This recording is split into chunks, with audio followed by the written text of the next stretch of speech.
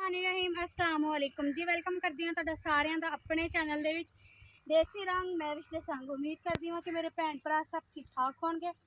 अल्लाह के करम ते फजल ना जी अलहमदुलिल्लाह मैं भी ठीक हाँ जी। अज असी आए जी कद्दू के खेत दे विच।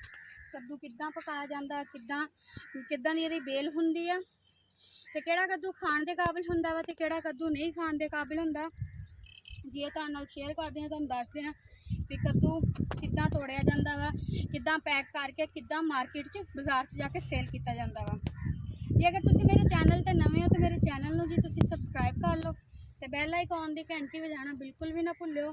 ਉਹਦਾ ਇਹ फायदा होएगा कि ਜਦੋਂ मैं वीडियो अपलोड करांगी तुहाडे तक पहुँच जाएगी जी। ये देखो जी इत्थे माशाल्लाह कद्दू बहुत ज़्यादा लगे हुए हैं, कुछ फूल भी बहुत ज़्यादा माशाल्लाह सफेद सफेद येलो येलो फूल जिहड़े बहुत सोहने लगते हैं। आ कद्दू जी आ देखो, आ जिहड़ा कद्दू हैगा ये बड़ा कद्दू आ, ये जिहड़ा है खाण दे काबिल बिल्कुल भी नहीं हैगा। क्यों नहीं हैगा? क्योंकि ये कद्दू पक गया वा, इहदा हुण बीज जिहड़ा हैगा वो तैयार होगा लेकिन ये खाधा नहीं जाएगा।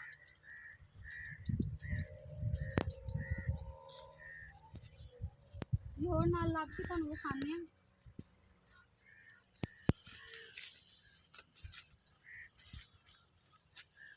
आ जी। अज ही कद्दूआं की जिहड़ी तुड़ाई हुई है वो तुहानूं विखानी आ मैं।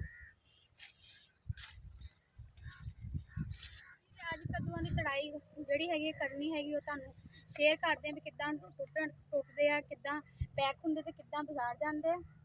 आ देखो जी जिद्दां कि तुहानूं दस्सिया भी वो वड्डा कद्दू सी खाण दे काबिल नहीं सी ते इदां ही आ देखो जी छोटा जिहा फूल, ये छोटा जिहा कद्दू आ, ये भी खाण दे काबिल नहीं हैगा। ये बच्चा चुन्ना मुन्ना छोटा जिहा, ये 2 तो 3 दिन तक भी तैयार हो जाऊगा।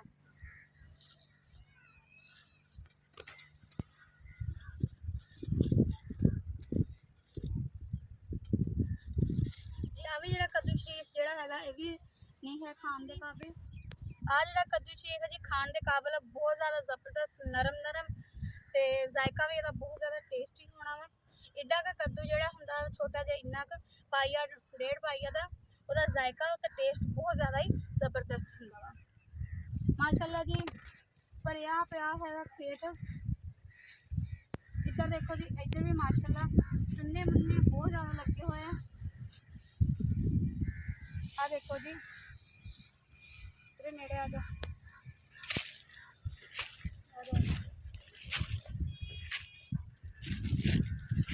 आ देखो जी माशाल्लाह आ कद्दू जिहड़ा हैगा भी बहुत ज़्यादा खाण दे बहुत ज़्यादा नरम नरम, बहुत ज़्यादा भुज के बने कद्दू बहुत ही सोहना बनेगा। नाल निक्के निक्के चुन्ने चुन्ने, ये भी 1 तो 2 दिन तक जो चुन्ने चुन्ने तैयार हो जाएंगे।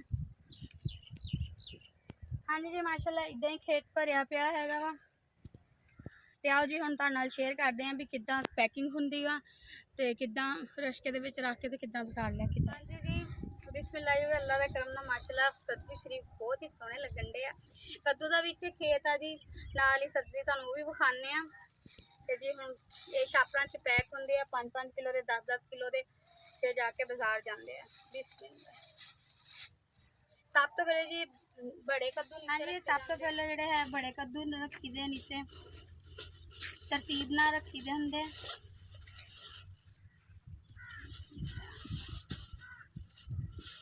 कद्दू का रायता जड़ा इन्ना ही जबरदस्त बनता ना माशाल्लाह, बहुत ज़बरदस्त कद्दू का सालन तुहाडे नाल रेसिपी भी मैं शेयर करांगी। एक बहुत ही ज़बरदस्त साढ़े पिंड दी ना बड़ी मज़े की तो बड़ी इंटरस्टिंग रेसिपी हैगी, बहुत ज़्यादा शौक नाल खाधी जाती है लेकिन मैनूं नहीं लगता कोई खांदा होना वा, लेकिन साडे पिंड दी पंजाब दी जिहड़ी है ना वो तुहाडे नाल जरूर शेयर करांगी इंशाल्लाह। कद्दू शरीफ वैसे भी खाना सुन्नत है तो कद्दू वैसे बहुत सारी बीमारियों का इलाज भी है, सब्जी बहुत शफा वा। छोटे छोटे कद्दू जो कूले कूले कद्दू होंगे ना, इहदा रायता बहुत मज़े का बनता। कद्दू का सूप भी बहुत ज़्यादा टेस्टी होंदा।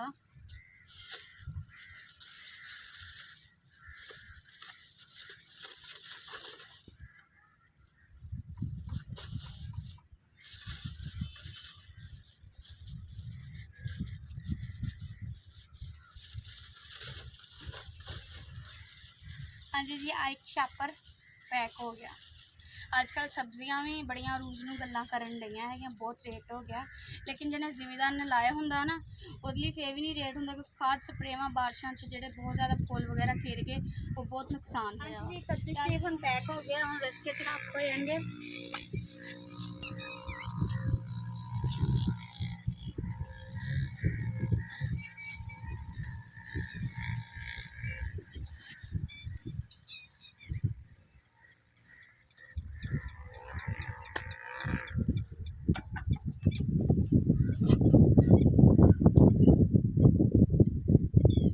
ਹਾਂਜੀ ਇਹ ਕੱਦੂ ਜਿਹੜੇ ਹੈਗੇ ਬੜੇ ਬੜੇ ਜਿਹੜੇ ਹੈਗੇ ਵਾ ਇਹ ਨਹੀਂ ਇਸਤੇਮਾਲ 'ਚ ਹੈਗੇ, ਇਸ ਲਈ ਇਹਨੂੰ ਵਿੱਚ ਸਬਜ਼ੀ ਦੇ ਨਹੀਂ ਪਾਇਆ ਗਿਆ ਜਿਹੜੀ ਬਾਜ਼ਾਰ ਦੇ ਵਿੱਚ ਲੈ ਕੇ ਜਾਣੀ।